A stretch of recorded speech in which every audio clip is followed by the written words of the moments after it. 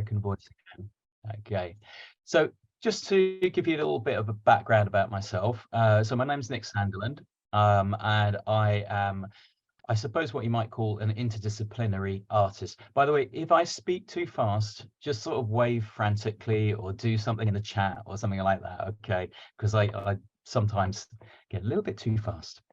So I'm an interdisciplinary artist, and my background is quite varied. So I originally trained in engineering many years ago, and then I moved into performance and dance.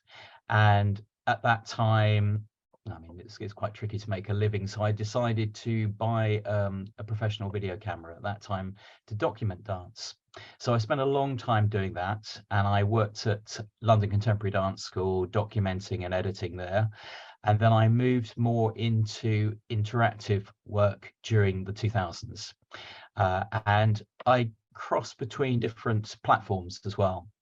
So I present my work in theatres, but also in art galleries and site-specific venues, so places that are not usually associated with the arts, like shop front windows and outdoor spaces and unused spaces. And I'll talk about those in a little while. Just to say that I do work on my own, but I also work with choreographer Yael Flexter, and we make performances as well. And those performances involve different media. Today, I'll talk mainly about installations, and then I'll put a bit of performance at the end. There won't be much recognizable dance. There'll be some dance in there, but it'll mainly be focused on movement. And that's because I tend to take quite a holistic view of choreography. And again, I'll elaborate that in a minute. I'm going to share my screen and switch to slides. So I will disappear from the big view and appear in this little bar, but I will still be there. I don't know how other people have done it, but I find it quite useful just as a grounding to be able to see what we're talking about, to remind you. And also I want to show some videos at the same time. So let me share screen. You should be able to see that. There we go. I'm just going to move a few things around so I can see. There we go. Shout if you can't see my video. Okay, so and I've titled this Dance and Digital Works, and I suppose most of these works meet between the digital, the pre-recorded, the filmic, and the live. And they also look at the audience and the agency of the audience as well.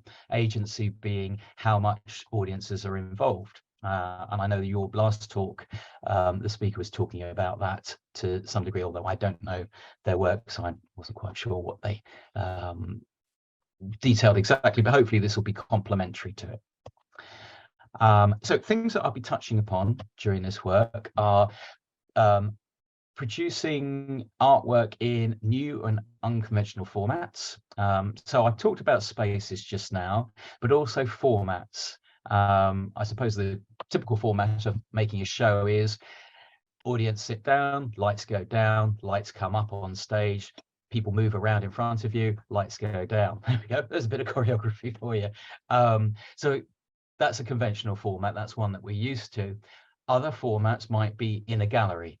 Gallery is very different. Some of you may produce work in galleries or have shown work in that context. Those of you who have, or if you haven't, the rules are very different. There's no lights or up or down in most galleries. There are fewer audience members, but there's a longer period of time. Your gallery show doesn't last for an hour. It'll last for a day, or it might last for a month. So you've got a different relationship. You might be able to go up and interact with the artwork, and if that artwork is a living person, there's a different relationship there.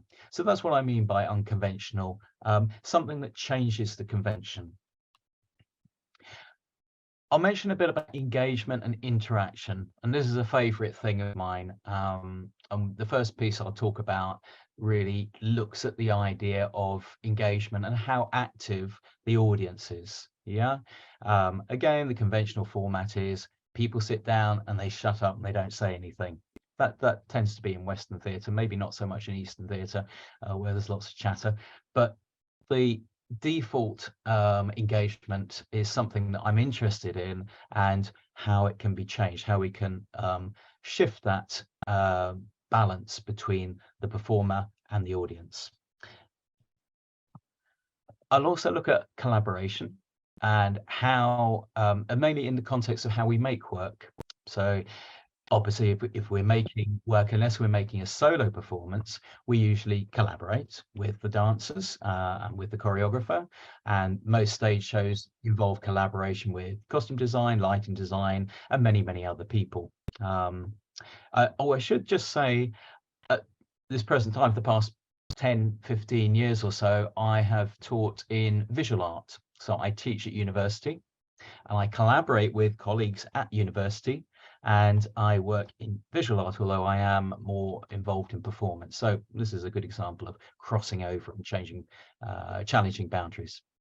So I'll talk about collaboration with other artists, but not just artists, collaboration with organizations, such as a dance organization, Southeast Dance or London Contemporary Dance School, The Place, but also organizations outside that, people who don't know much about the arts, who may be manufacturers or who produce things. How does that collaboration take place? How can you establish that? And I'll talk about that through my own experience. New audiences, and this is a sort of thing that comes with working with new people and in new spaces, that those spaces are inhabited by different people. Dance, particularly in the UK, used to be something that was quite locked away. I quite often come to people and they say, what do you do? I say, oh, I work in dance. And they go, oh, I don't know much about dance. And that sort of, or I don't know much about art if we work in gallery spaces. Those sort of spaces sometimes present a bit of a barrier to people accessing them, in the sense that they don't feel qualified to go there. I mean, this is a sort of psychological barrier, and we know that's not true. We want to welcome new audiences, but again, institutions tend to sort of present that, particularly when you come into new environments and you think, oh, it's an art space. I remember, or even now when I go into galleries, I find it a little bit sort of strange. Am I an imposter in that space? What's the relationship that's going on here? So we'll look at new audiences, how to engage other people who aren't necessarily going for art. Those people who might come across art and not know this label, not recognize this label, and not be put off by this label, perhaps. They might have an interesting experience and then go away and say, oh, do you know, say to their partner or whoever, I saw this thing today without the label of art, yet we might sort of classify it as an artistic experience. And I'll mention briefly a bit about funding, and maybe if we have something in the chat, I can follow that up if you're curious about that. Funding and support. How do you get ambitious work off the ground? Particularly for individuals, you know, it's quite tricky to go, okay, this is going to cost a huge amount of money. How do I do it? How do I get other people interested? Okay. Now, many of you probably, you know, you're professionals and you may well have a lot of experience in all of these things, but some people may not. And this is what I'm trying to sort of fill in and to clarify, and also just to give you an insight into my own working practice. So I'm going to start off with a little definition, which I particularly like. This is Jen Joy from her book, The Choreographic. Again, I tend to do a number of lectures and talks in university, and they're quite academic. I don't want to present this as an academic talk, but I will put one or two quotes in there that I think are poignant. And I really liked her description of choreography, which is simply to position oneself in relation to another person. And that sentence says something particularly important to me. It sort of says that the person who's experiencing, witnessing, seeing the choreography is complicit in it, is part of that choreography, because you choose to place yourself in relationship with another person. That might even be choosing to come into a theatre and sitting down on a chair. That's an act, that's a physical act. And I think that's something that might sound a bit banal, might sound trivial to start with, but it's something that is significant for me. So I thought I'd introduce you with that. The picture I'll come back to a bit later on is one of the installations I did in interactive installation. Okay, so the first piece that I'm going to talk about today is one called Gravity Shift, which I made 10, 11 years or so ago. We still show it around. It is a video installation.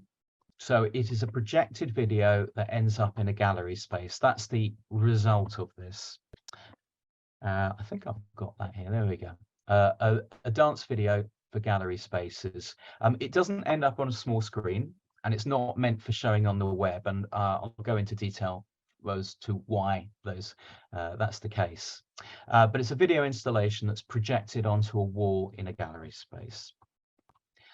It's also a collaboration with the robotics department at Staffordshire University in the UK. And I was interested in working with robotics, thinking through some ideas, and I asked around at my university, and if you are wanting to work with people at university, you don't have to work there to do so. You can just email them or contact them directly. People are very keen to present their work in spaces that will show it off. So this was with Staffordshire University, and they were very helpful, in fact. The work itself looks at the relationship between the performer and audience.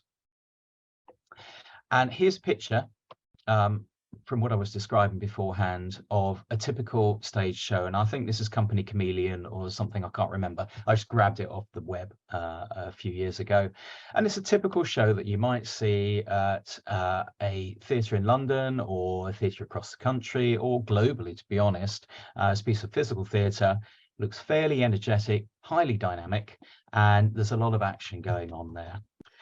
Now, I always think, well, okay, that's all fine, and it works very well, and I'm not undermining the sort of the theatrical context. There's a real reason for having a focused area devoting your attention to stage. There's nothing wrong with that, and it's quite a wonderful thing. I think the modern theatre is amazing in what you can set up.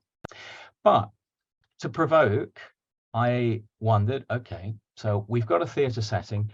What does it look like if we turn the camera around and we look at the audience?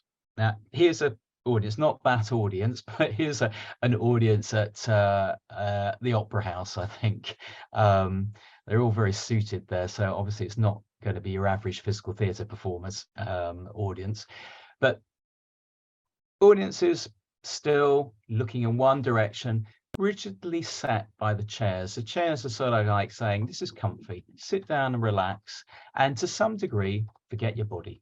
Yeah, we'll let your mind dissipate into the crowd and you can witness and experience the theatre performance. And I was wondering, okay, there are many, many situations classically as well where the audience is physically engaged in the work. Okay, you can go back to Commedia dell'arte, you can go to promenade performances, you can go to interactive technologies. There are many, many, many situations. But I just wanted to look and see the conventional situation and just to see what else can you do? How can you draw in the audience in a subtle way so that they're physically part of the work, or they feel like they're physically engaged with the work? Now, I'm not asking them to dance on stage. I'm not saying they should move around in a great deal, but is there something subtle that we can do? And I did some research, and there's one thing that's stuck in my mind, which many people have experienced, which is if you go to sideshows and adventure parks and theme parks, there's inevitably a IMAX film, you know, a surrounding film, usually projected onto a big dome, where audiences can come in and watch something where you're whizzed around space, typically going on a roller coaster or going on a flight or something like that. And I do remember from my childhood watching one of those pictures and following a car going down, I think it was San Francisco, and you feel physically affected by this because it surrounds your periphery. It influences your background. And if you're standing, not seated, you can feel your body reacting subtly in accordance with how the background is moving. And if you're not quite sure what on earth I'm talking about, I'm just going to play this clip, which is I sort of enjoy. Now, this is going to be a little bit juddery for you because we're playing over Zoom, but you get the impression. I think this is in Florida or somewhere, but even watching this for about the nth time, I feel quite, I can feel the vertigo, and I'm like, oh God, I'm going through the tunnel again and back up, and I'm flying around. And that's just a little box that's doing it to me. And I'm feeling something. There's something in my eyes just saying, you're moving rapidly all over the place. But my brain, or my ears specifically, is saying, no, you're in the locale, you're completely rooted. So the two things are at odds and they're battling away. And there's something going on in my body. I'm going to pause that because it makes me feel, oh, it's going sideways again. So everything's going off there. That has a physical effect on me. It may or may not on you. It's fun. Some people like it, some people don't.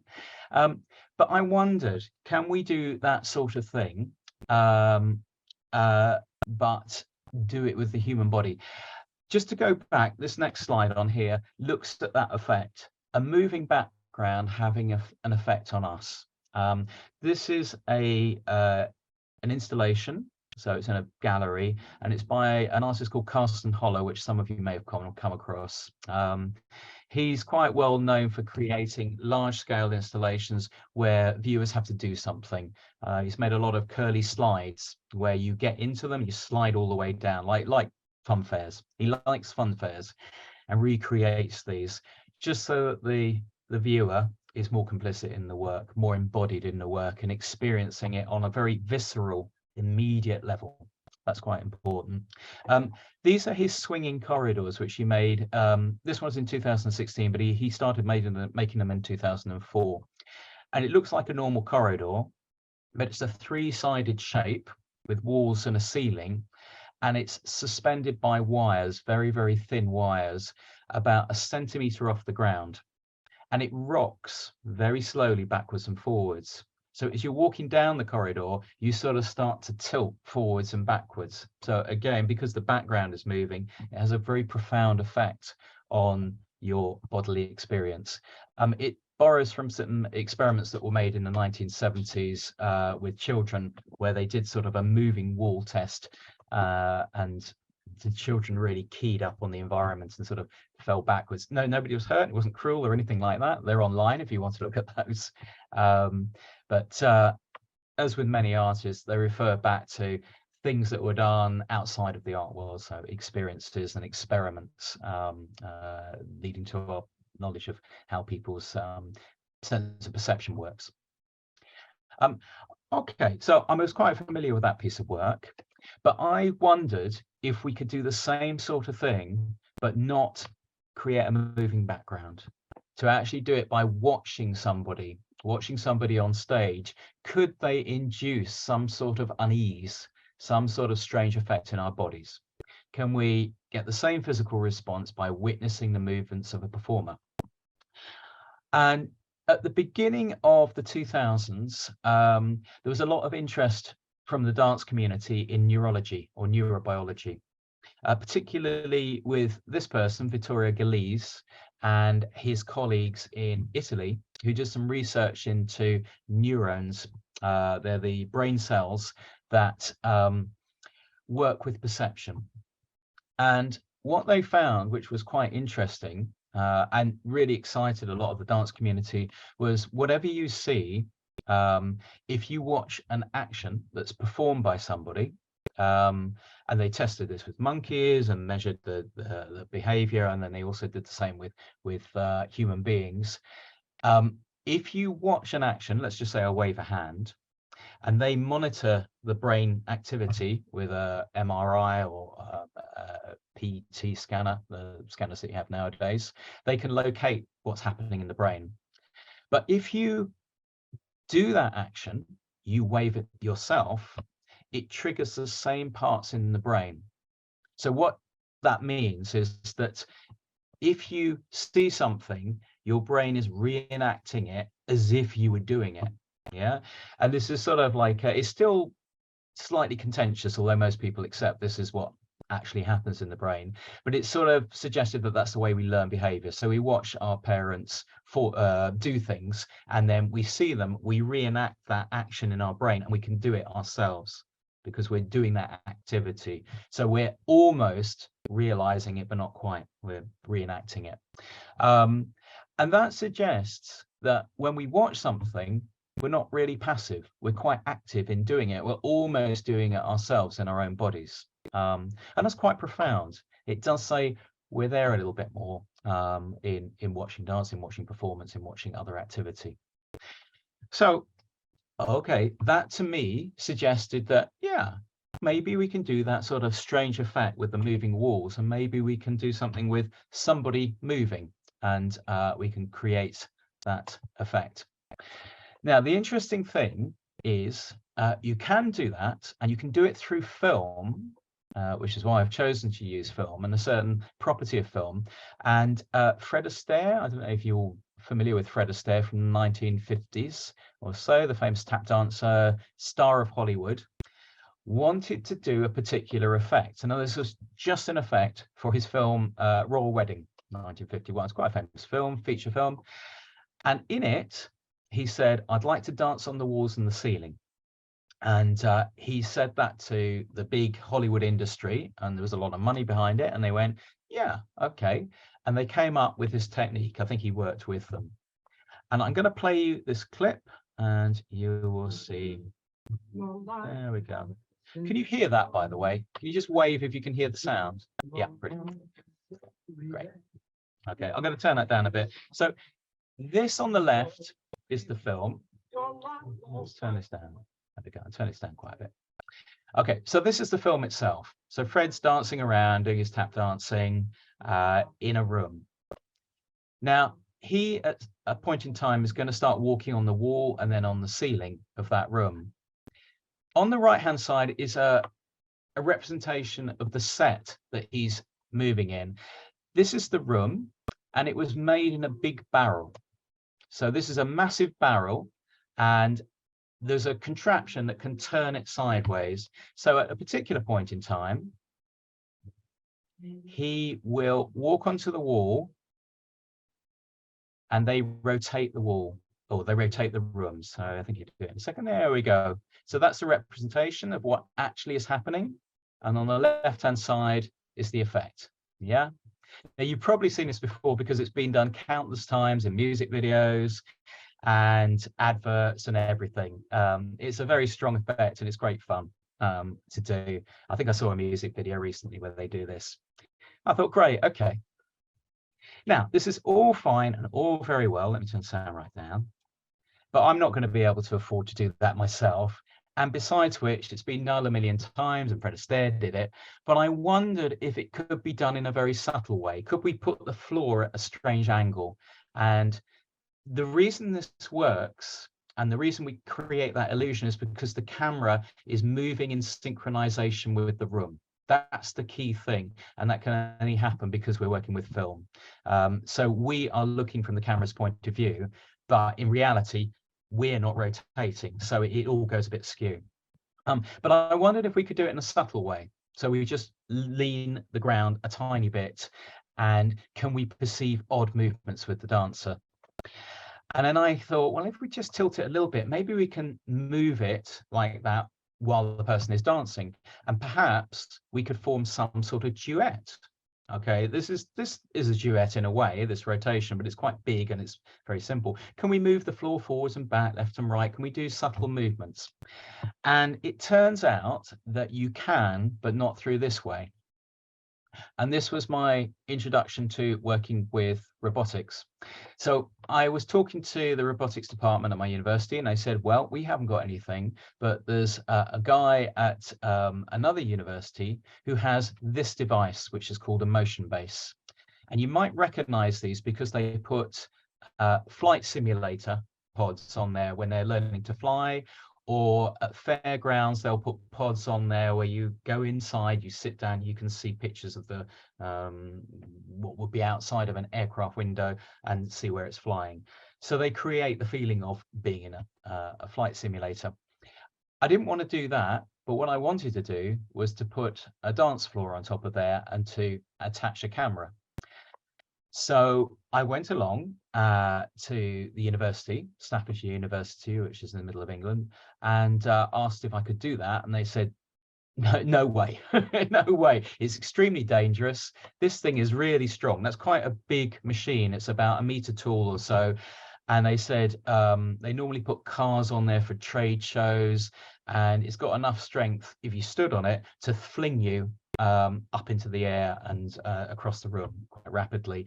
And add to that, if you fell underneath it, it can crush you. So it's like Terminator. It's a pretty scary machine. So I said, okay. They said there's a company who produces this and they might be interested in doing it because they would have the insurance. I said, great, okay, put me in touch. And it turns out that they were happy to sponsor me. So I didn't have to pay for this machine. I just said, listen, I want to do it as a good artwork. I'm going to put your name around because this is sponsorship. And I'm showing this in a lot of galleries, or hopefully we'll show it in a lot of galleries. And I'll credit you through there. And they were very happy to do that. So that was good. So I managed to plan this. I did put an application in for the Arts Council, and it was a sort of a medium budget, medium small budget now. And they're relatively straightforward to get. And that paid for their technicians to come and install it, and it paid for people to create a dance floor. So this is what I proposed, making a dance floor with a dancer on top and a camera here. And you can see from that camera that the view looks level with the background because the camera moves in conjunction with it. And this is what we did. So I went to find out about a set designer who could weld a dance floor together that would stand up and wouldn't break apart when it was on top of one of these machines. And it turned out there was one about 15 miles away from me. And I knew them through a production designer that I've worked with. So it's just putting the word out and asking around. And he said, okay, they've also got a warehouse right next to them, and you can rent it for a reasonable amount of money. It's not too expensive. And you can hire it for 3 weeks, which is fine. And we brought this machine in. There you go. There's the motion base there. There's a guy with a forklift truck, and they just said, give him £10 and he'll just come in. It wasn't he wasn't anything to do with the project. So okay, right. And he brought it in, set it up on the floor. This is the dance floor that they built. And then I phoned around a lot of schools nearby to see if they had any spare crash mats, because the health and safety, particularly in the UK, is extremely stringent. And I was paranoid. I didn't want anybody falling underneath there and crushing themselves. That would be absolutely horrendous, and it would be in the papers, and it's not what we're about. So I made sure that there was no way anybody could fall underneath here. We also slowed down the platform, so it had a maximum speed, and we had a big apron over the top of it that we stretched across. So if anybody fell off, they would just roll down the side. And actually, it was incredibly safe. And everybody felt comfortable on it. Nobody looked like they were in danger, and nobody felt particularly in danger. So we covered our back there. You can just about see there's a piece of trussing coming out, which is where we attach the camera. And there's the camera fixed onto the end of the trussing there. It's just a tripod. And there's some lights on there, because I suddenly discovered if you're going to move the platform, you have to move the lighting at the same time to create the illusion. Otherwise, you notice all the shadows changing. And then finally, I realized, oh, you can see the background.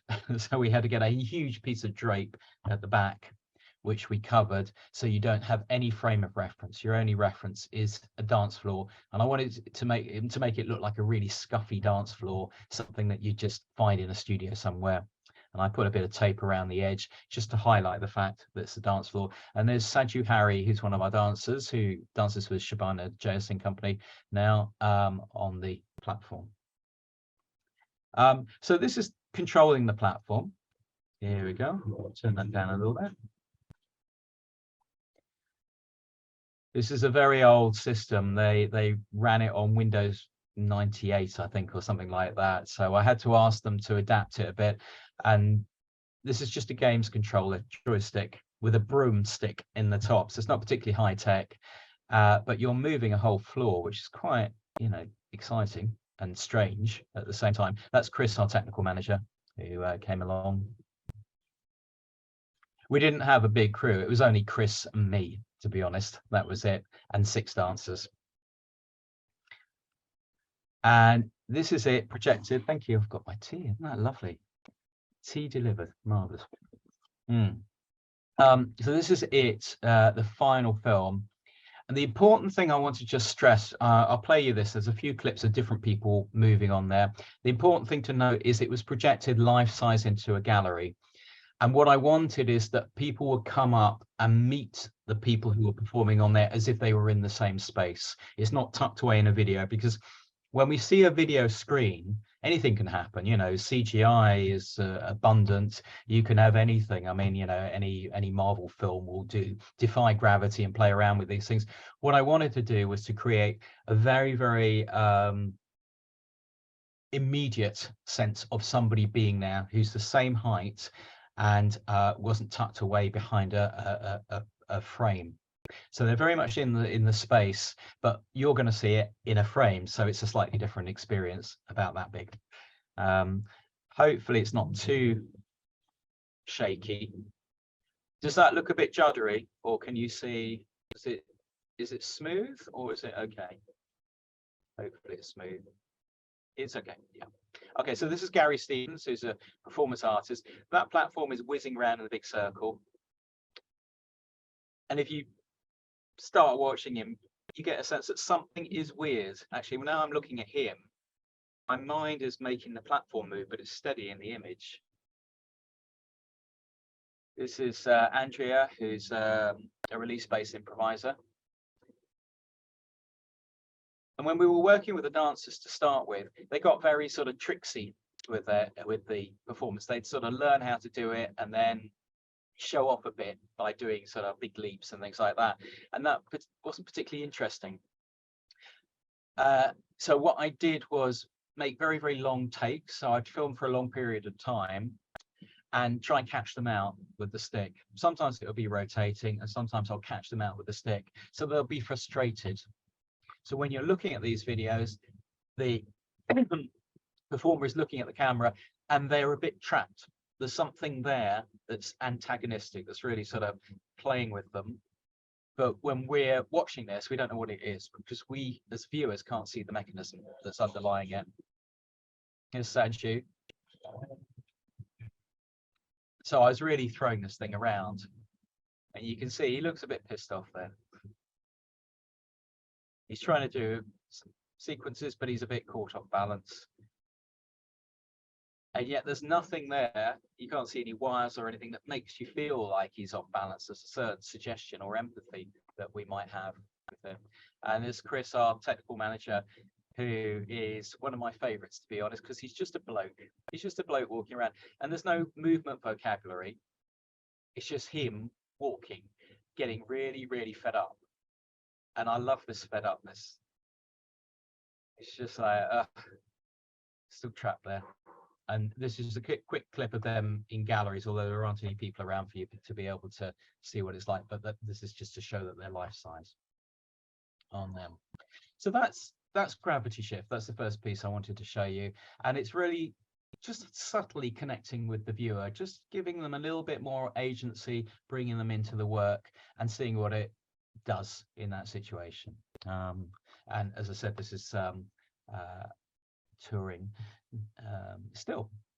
Okay, so talk a little bit about some other projects that are a bit older, and I've just titled this Establishing Duets. And again, in the same way that I talked about choreography, that it's just about the relationship, spatial relationship between two people, I'll talk about duets in a similar way. This relationship, this meeting point between people. So that's a recap of the definition. Positioning oneself in relation to another. And this is where I'm going to start. So this is the beginning of the 2000s. Cast your mind back to the 2000s, when portable technology, digital technology, has started to be, you know, quite embraced in our culture. And I was really taken by VJ culture, video jockey. where people would go to clubs and they would be playing with videos like this one here. There's a guy with a Mac, and he's taken some film footage of a feature film, and he's just sort of getting into the groove and scratching this footage backwards and forwards in a sort of quirky, silly way, and you know, sort of puppeting the video. And I like this idea of puppeting, this sort of relationship. Okay, he's sort of doing silly things, and but he's affecting movement. It's pre-recorded movement, but he's affecting that, and it's immediate, it's live and in the moment. And this is the time when you could get a laptop out and you could start to really edit interactively with video. So this is, I remember talking to a friend of mine who was a filmmaker, and he was saying, yeah, I'm really waiting for that time when I can open my laptop up on the beach and I can go surfing and come back and edit my films, which is obvious now because everybody does that. But at the time, I was interested in this. This is a QuickTime clip. This is a timeline, as you're all familiar with, or most people are familiar with. And so I can play this clip, and I've got a dancer here who I filmed dancing towards the camera. This is Henrietta Hale, who works for Independent Dance, or Siobhan Davis, Independent Dance, that's it, based in London. Okay, now that clip does two things. It moves in time, but it also moves in space. Well, the dancer in that clip does two things. Now, if I take that clip and I can move it backwards and forwards in time, I'm also moving her backwards and forwards in space. Now that to me is a choreographic relationship, and I'm moving my hand, which is moving the mouse on the screen forwards and backwards. So I have got a movement relationship going on there, sitting at this computer. Now it's a really tiny movement from my side, but I was intrigued by that. There's a certain amount of puppeting going on there. I'm controlling what she's doing, but she has a movement vocabulary that I can't change. She's going to jump at a particular point, and I can't affect that jump. I can only affect when it happens. So I can play with that. You know, many of you have done that. What I found interesting about that, and I wondered, is instead of having our hand moving the mouse, could we move our bodies to affect that motion? And could we set up a relationship that does that? So I built a installation, or I proposed an installation, which I worked with the choreographer Rosemary Lee to do just that. So this is a corridor that's about 10 meters long. And at one end of this corridor, there's a bunch of sensors that just measure how far you are in space. Not three-dimensional, just how close or how far away. Very, very linear. And at the other end, there's a back projection of that video clip that I had, and other clips like it, where I filmed a dancer dancing towards the camera over a 10-meter distance, the same sort of distance. And all I did was just map the two together.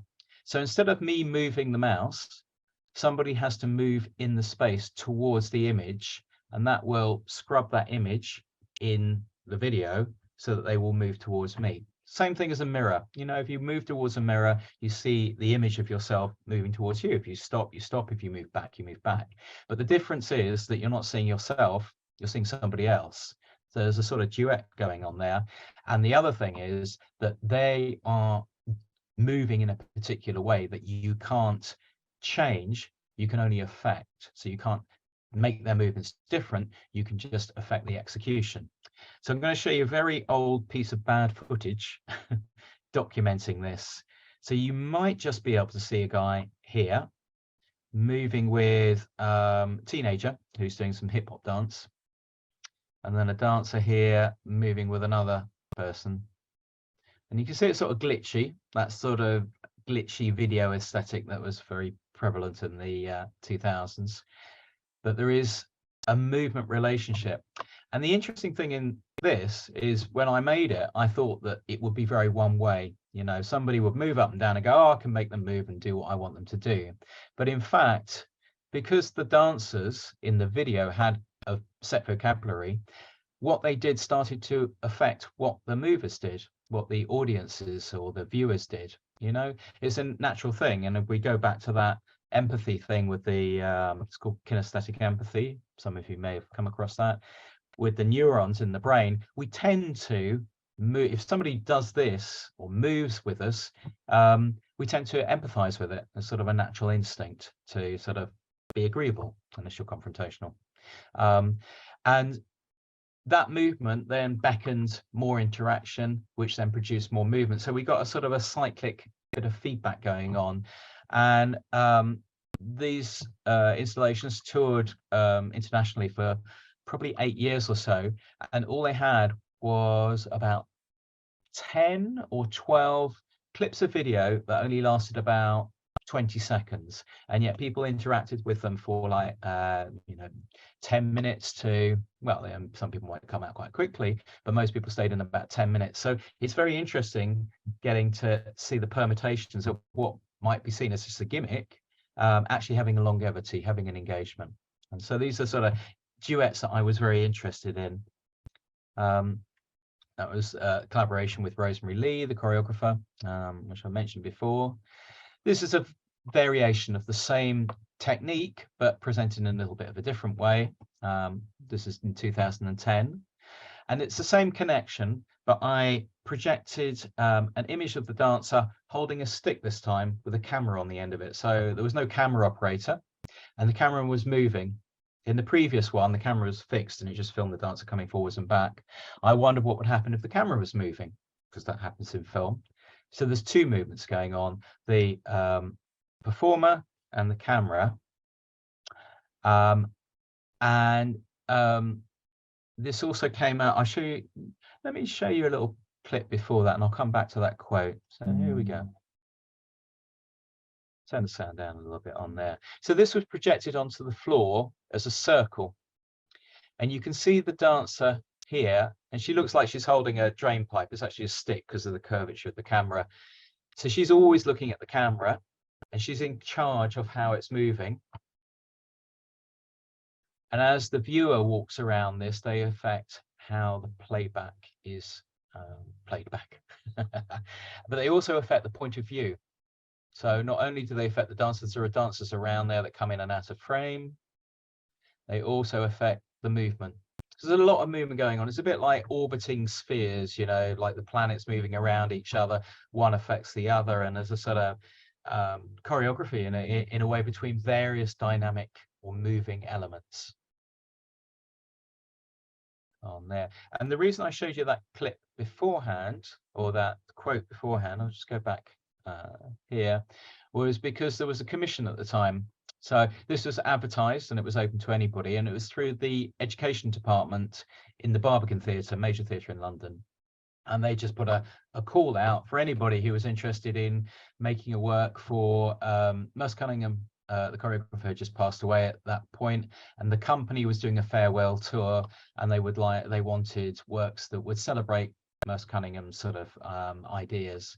And I liked this quote, which I won't read it out totally, but it basically talks about a piece that he made, Points in Space, which many of you all know, in 1987, which challenged the idea of performers on a stage projecting out towards the audience. It sort of looked at this hierarchy of why should we direct our focus towards the audience, why can't it go in different directions? And if you know Cunningham's work, then you'll know about that.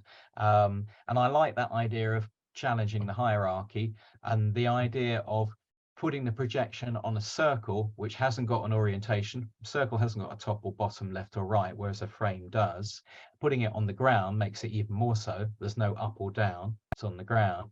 And not giving a central point to the viewer, to me, took that idea a little bit further and challenged the whole idea of what is a fixed point in space, and we're all moving, and there's no hierarchical, there's no one thing that's elevated above something else.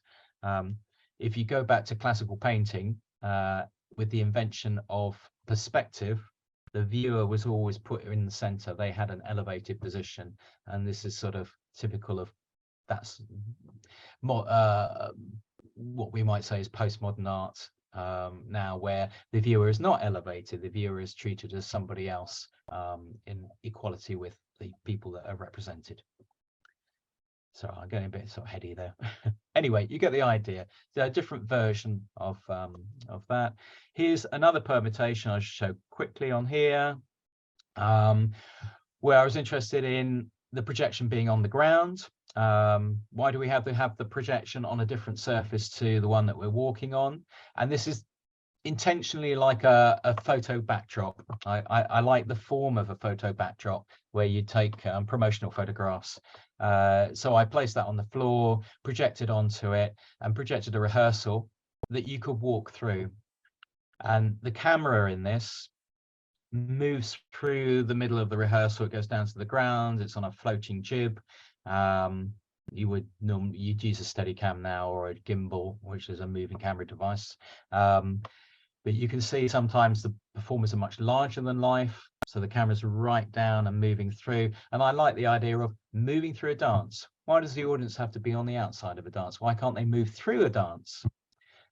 This film was shot at a high speed, so when they move slowly, the movements are much, much smoother, and they're gliding through. They can control the time as well. And you can see right at the end of the performance, the performers go back into the dressing room. So it's sort of breaking down the theatrical as well. It's also in reverse, but that's another little tweak that I quite liked.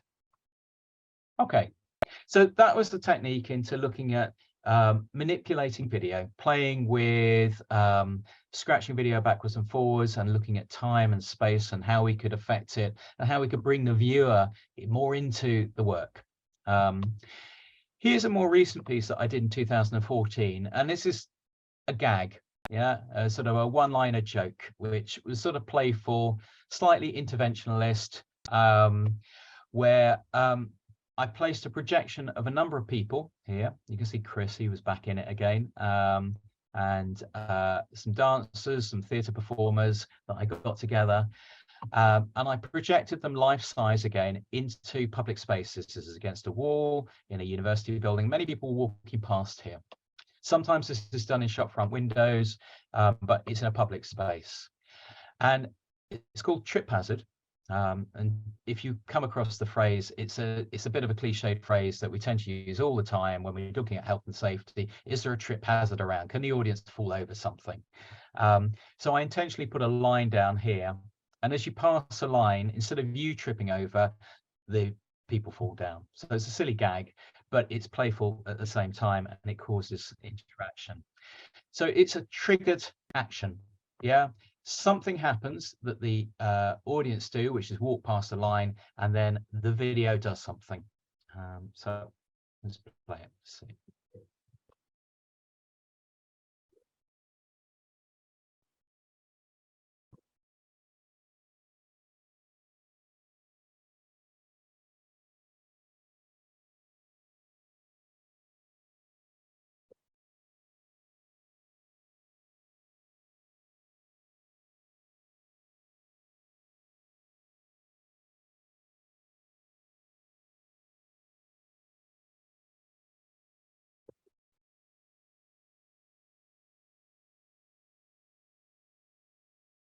What's nice is that this is just a played video now, but people are going up to it and they're playing around with this chubby guy, going, hey, hey, hey.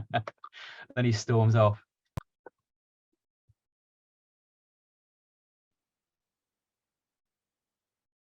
And then they get the trick and they start wanting to try and play with it.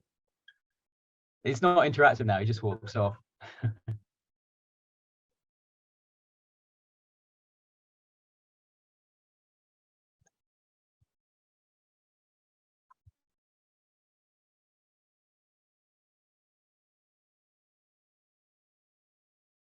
And we had about 30 or so different clips, so it kept changing each time. And then be odd behaviors afterwards. People try and tweak his nose.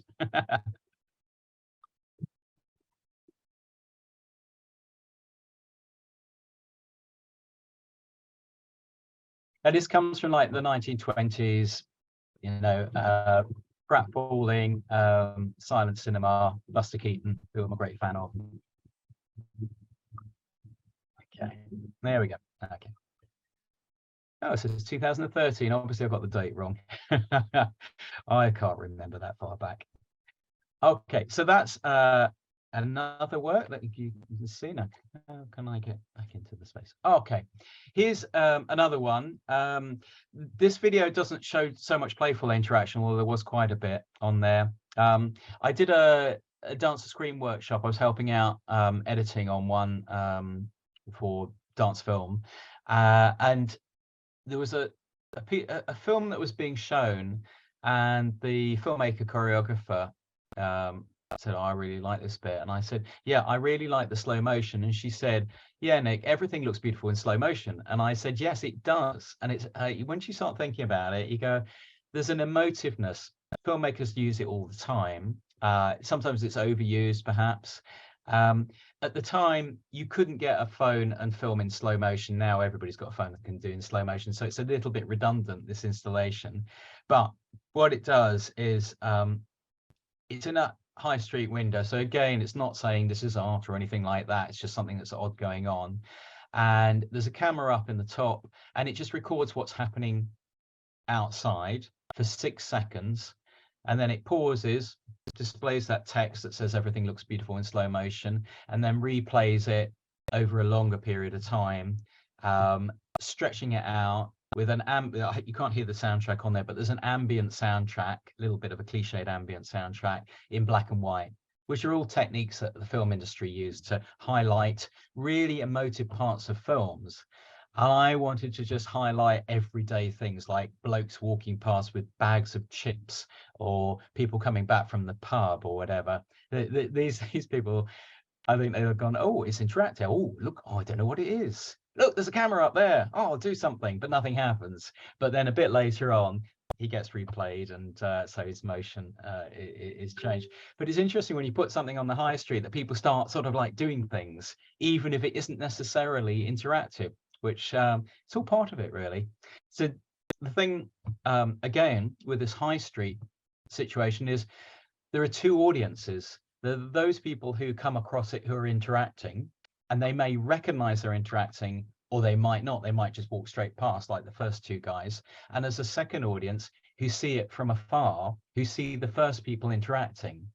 And that's quite interesting, because we've had gangs of kids sort of hang out and just start watching people go past, and they're laughing, and the other people don't know what they're laughing at. So there's an interesting sort of dynamic there in a public space. New audiences. It's great. Okay. Now, I tend to use projection a lot, and this piece I made partially because I like silly jokes, and partially because I wanted to work with TV screens as objects that are physical objects in space. And this is a pair of scales, pair of weighing scales. You can see what's going to happen. And it's just a silly gag with a number of people on each screen, and that nothing happens. It's like Samuel Beckett, nothing happens at all, and then occasionally something will happen. So it's an ongoing thing. Here's Nicola, she's walking out of one, and what happens? Oh, the scales tip. The kids like this one, and then she reappears there.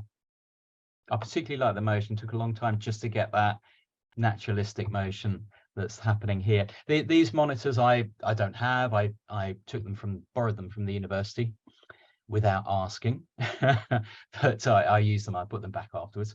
And I made this mechanism. As I said, I had a background in engineering, so I'm not a brilliant engineer, I might say. So it's very sort of botched together. It's got springs, it's got bits of elastic, it's got all sorts of things in there, and a bit of electronics to try and sync it together. But it sort of worked, and it worked quite well. But what I liked on here is that they are screens that contain people, and the screens are objects in the space. They're not representing the people, although they are, but they're also objects that seem to have weight. Now, obviously, we know the people aren't in there and they don't have weight, but there's a tension. There's a tension there, but it's behaving as if they did. So, and we are now expecting something to happen, and we're expecting them to tilt. So we're learning the behavior of this as if it was a real thing, and we had tiny people in. Oh, she's come back again. She was going to go the other way. So it's nice and playful. And this work was also designed to be in light spaces, because I don't know if you've toured projection work, it's very difficult to get a blackout these days. And this can be sort of put in the back of a car, assembled, and then put in at a gallery. This is in Milton Keynes Gallery. So it's quite a nice high profile art gallery. And I managed to sneak it in during one performance event that we were doing at the same time. Okay, so last thing I'm going to show. So I'm going to show a performance now because I know we're running towards the end of the session. This is a performance called Imagining Otherwise, which I made with Yael Flexer, the choreographer that I work with in our company, Flexer and Sandiland. And we're still touring this piece. And this was made because it was made during lockdown. Many things made during lockdown sort of scurried away and everybody's getting a bit desperate and wanted to make it work and get it out there. And it was made for a variety of spaces. Now, it has only to this time been shown in theatre spaces, but it was intended for warehouse spaces or open places where you would have more of a through flow of audience.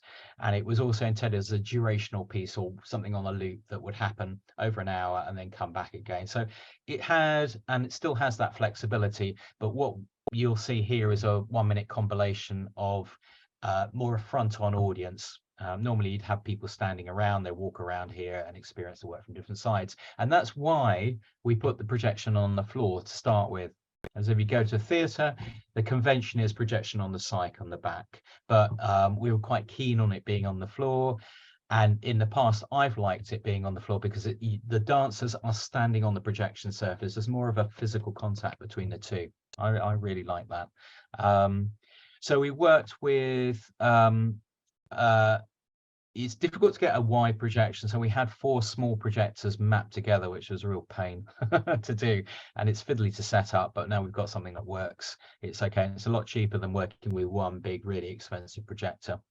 And it's based on geography. So we're looking at ideas of geography. We've got images of maps in here, and we're looking at ideas of the body and boundaries of the body, boundaries of places, and dissolving boundaries. So there's a lot of traces.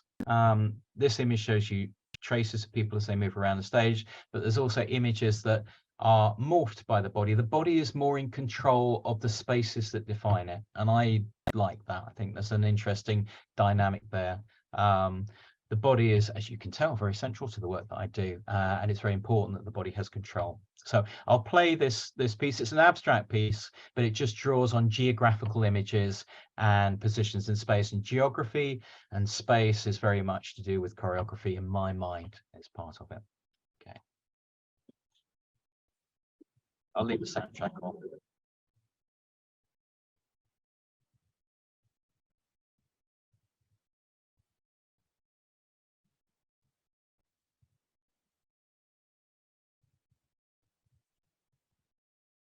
These are shadows of each other that have been placed around in different places. So you normally have a shadow next to you. I've moved them around and they're abstracted out as well. And they're delayed.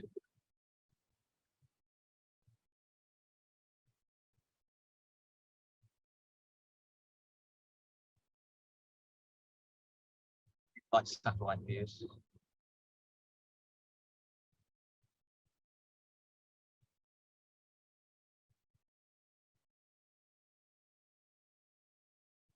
And this is this real-time effect that I particularly like, where the ground sort of behaves like sand underneath water. It's moved and disturbed by the body. These are traces, sort of feedback.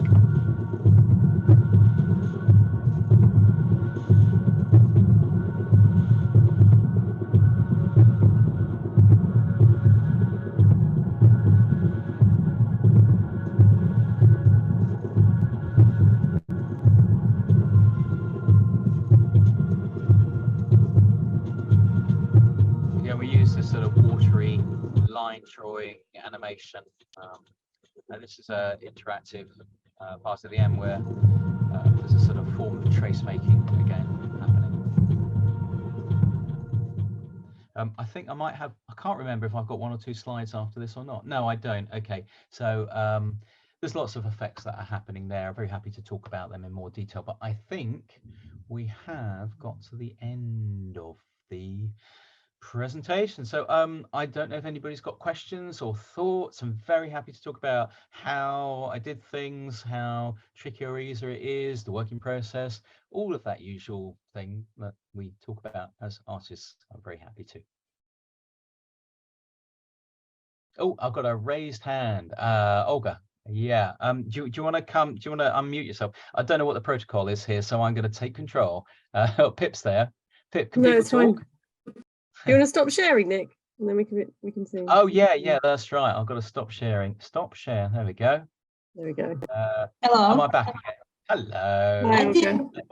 I'm impressed by the past work, by the last one that you saw, but I didn't get how the reaction of the floor is connected to the dancers that are moving in real time. Can you explain it one more time? Okay, so there are different effects happening there. Some of the images, like the satellite images, they're just still images that are just moving across.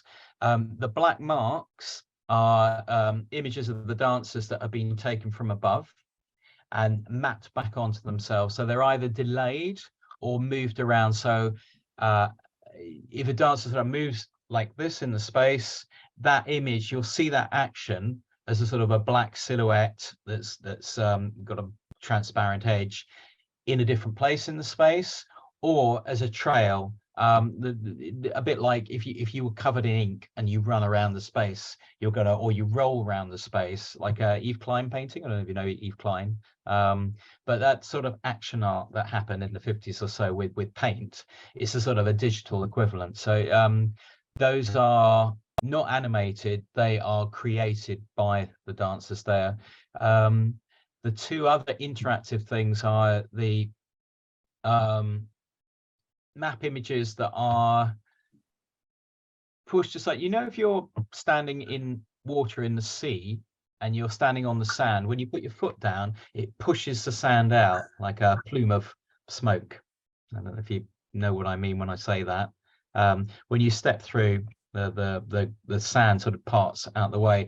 I like that sort of image, and I found an algorithm that somebody had written that did that sort of effect and sort of disturbed or disrupted the sort of the effect of the image. Do you want me to just show you a little bit of that clip if you're not sure, or are you okay? Let me just sorry, I don't wish to sort of, I'll turn the sound down again and I'll share the screen, and I'll just highlight that. Share screen. Put that there. Share that. Okay. Turn the sound down. So let's have a look up here. Okay, this isn't interactive. That's just it's just an image. This bit is. So if you see their images are filmed from above and then placed here, here, and in different places. So they're moved around. You can see them here, but there are echoes, so you get a sort of Canon effect. So he turned around and you just about saw it because there's only a little bit of that clip. You can see the turning around of the other images. So they're not abstract swirls, they're abstracted, but they are, if you saw a longer clip, you would recognize the body and then the actions. The later ones, this one is what I mean by the sand. So if you look, their movement is causing that ripple. It might not be that clear if your video stream is a bit slow. And this is a feedback, so there's no actual image placed on them. It's just their image from the ceiling and it's delayed. So as they move through, their image stays on there and then slowly disappears. And I think the last one on here, this one, there's a camera that tracks his movement and then draws with his movement. So that's being drawn. I think, does that make sense on there? I'll stop sharing so you can actually see on there. Hopefully that makes sense. It's insanely clever. I've seen that show live. It's very good. Oh, Olga, you got another question, yeah? Oh, is that all The right? part with the ink, is it pre-recorded or does it make it like live from It's the live, actions yeah. from the dance? Yes, totally live. Yeah. It's immediate. I mean, you couldn't keep up with them otherwise.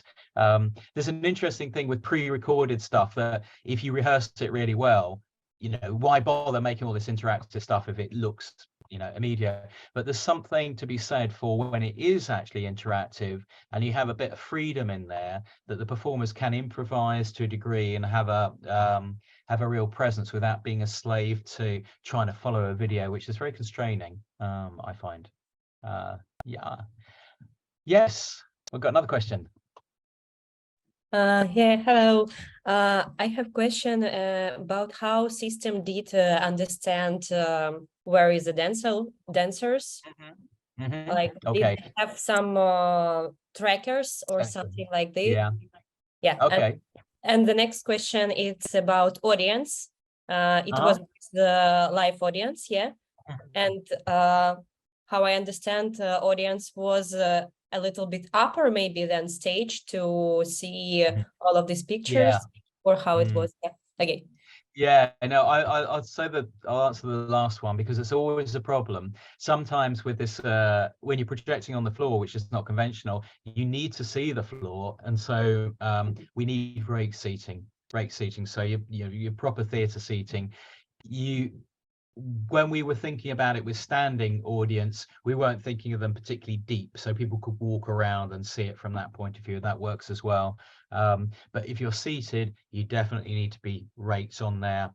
And if you go to most theatres, there's a distance beyond which you can't come any further forward. So you have to have a fairly deep stage to be able to place the projection. So it's not too close. Otherwise, you get all the heads of the audience in front of you, obscuring it. So yeah, it's a very important consideration and one that we keep forgetting when we turn up at the theatre and you can't see. But yeah, that's you need that viewpoint.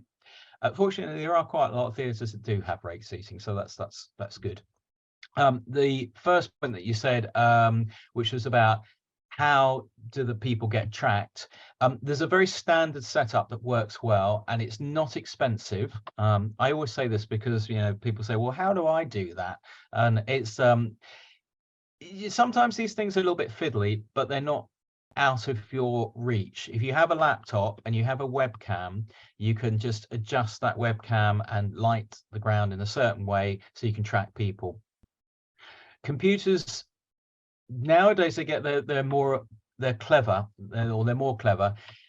They can recognize people like games controllers like the Kinect, which is now obsolete, I think, was very good at recognizing people, but they all have limitations. The one where you're sort of playing tennis in front of a computer. I mean, I don't have a video game, so I don't quite know it, but they will recognize the body and they'll map a skeleton on it, so it'll know where your elbows are and your arms are.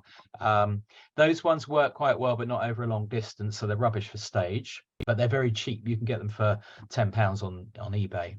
So you can get this stuff, and people have hacked it. So there's a real community of, we've hacked it before, you can plug this into your laptop and it will work, and just use our software, which is free.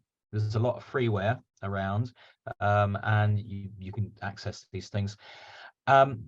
What I do, which is a technique that's been around for many years, is to present the computer with the most contrasting image it can get. So basically, as long as you have the subject, your dancers, either as white as possible or as dark as possible, and the background the opposite, as dark or as light as possible, you'll see a very strong contrasting images, and the computer can work out anything that's dark, that's a big blob, it will track. So you can instruct or program computers to do that. There are plenty of applications to do so.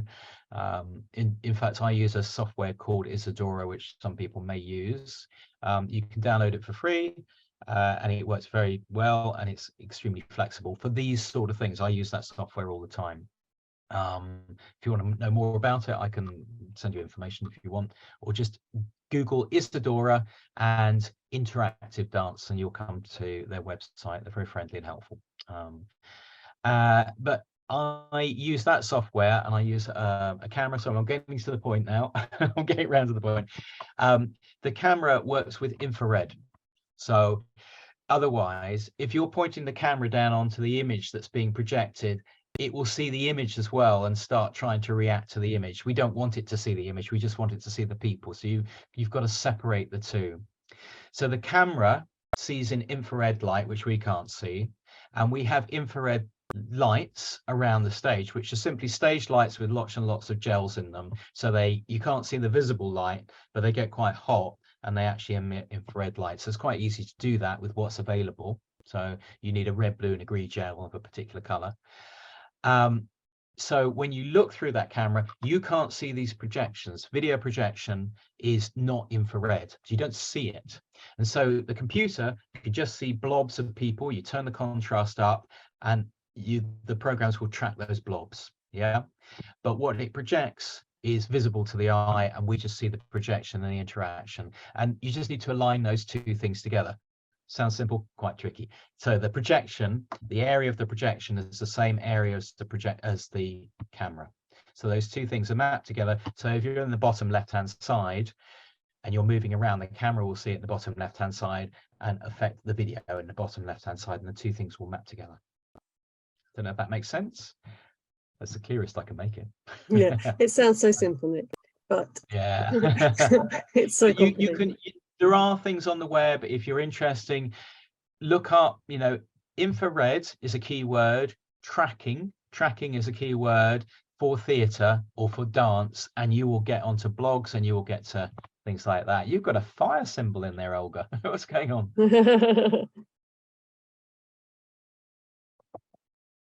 Any other questions? Any other thoughts? No? Hopefully interesting. I know. Good. Great. Things to think about.